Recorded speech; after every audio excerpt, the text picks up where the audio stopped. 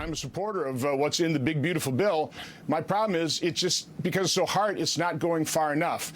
And if we just pass this, if it's a one and done, we will not be really addressing the major problem here in terms of massive growing deficits and debt.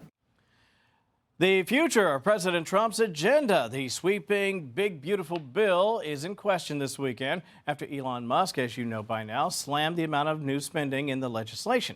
And for more on that, we want to bring in Florida Republican Congressman and founder and co-chair of the House DOJ Caucus, Aaron Bean. My man, great to see you. Thank you so much for your time today. I've watched Ron Paul and others sort of they're nibbling around the edges from my perspective, and here's what I mean by that. They're saying we have to make cuts, we have to do better in terms of our spending, but they're not always specific about exactly how they'd get it done. Let me share this from Ron Paul. He was on with Maria Bartiromo earlier today. I want to get your reaction on the other side.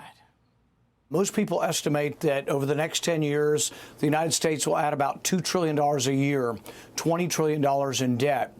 The savings, if you don't think the taxes or the tax cuts will cause a reduction in revenue, which I can accept that, and you say, well, the spending cuts are $1.5 trillion. That means instead of borrowing $20 trillion, we'd borrow $18.5 trillion. So the spending cuts are not nearly enough. The spending cuts are not nearly enough, but when he was asked specifically, okay, so tell me what you would do, he made an offer. He said maybe we go 1% less across the board.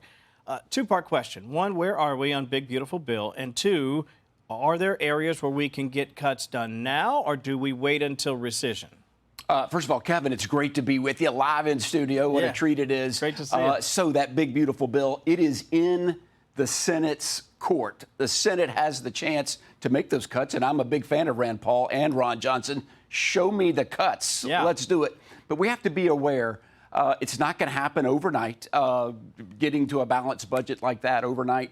We have to craft legislation that gets votes. Right. It gets votes. And in the House, we had to get that magic number was 215. You know, we had to, it was 214 to 215. So if I wrote the bill myself, it would be much different. But when you have collectively over 200 members that all have different tastes and preferences, that's the product at hand. It does cut $1.6 trillion. It's the first step. It's a great first step, and I think it also embodies the president's agenda. So a yes vote is the right thing, but if they can cut more, let's go. Yeah, go ahead and do it. And speaking of DOJ, you know, a lot of people don't understand that this is not going to go away just because Elon Musk is doing other things. He's got Starlink and Tesla and other things like that, SpaceX.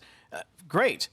DOJ continues, isn't that right? I mean, we're still going to see more cuts. 100%. It's a big week in Congress this week because the very first, it's called a rescissions package, codifying those DOJ cuts is coming to the House. We will be voting on it. It's $9.4 billion in cuts, all that USAID yucky stuff, as well as a whole bunch of things that would never stand the test of transparency or openness. So let's cut it, and hopefully it's the first of many. Let me go a little bit deeper on what Rand Paul suggested. He said maybe 1% across the board, and that would include entitlements, which everybody knows is where the big money goes. How would you feel about something like that if that came back to your doorstep?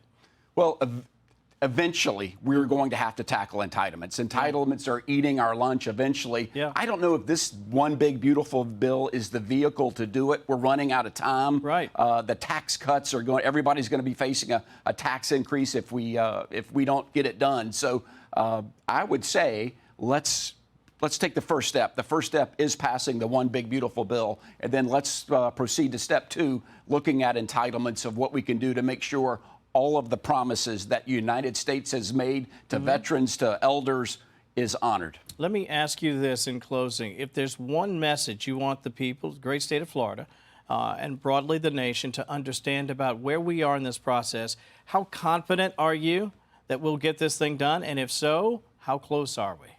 I think we're close, and I'm confident. But it's a wacky process, making sausage up on the hill, and you think are we even on the same page sometimes. But that's what critics said a month ago. Can the House do it? Can the House do it before Memorial Day? We did it. and I'm optimistic the Senate will do it before July 4th. I love optimism. Aaron Bean, great to see you, my friend. Gavin, thank you, buddy. Take care of that knee. It's looking good. Rock on, my friend. Great to see you, brother.